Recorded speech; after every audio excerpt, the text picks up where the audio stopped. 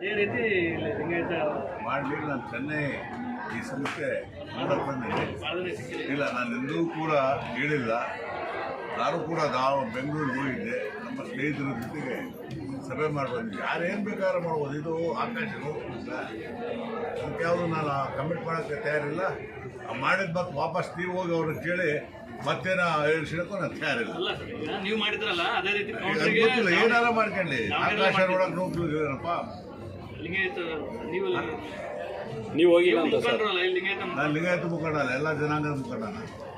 BJP ನಾಯಕರು ಇಲ್ಲ, ನಾನು ಲಿಂಗಾಯತ ಮುಖಂಡ ಅಲ್ಲ, ನಾನು ಎಲ್ಲ ಸರ್ವ ಜನಾಂಗದ ನಾಯಕ.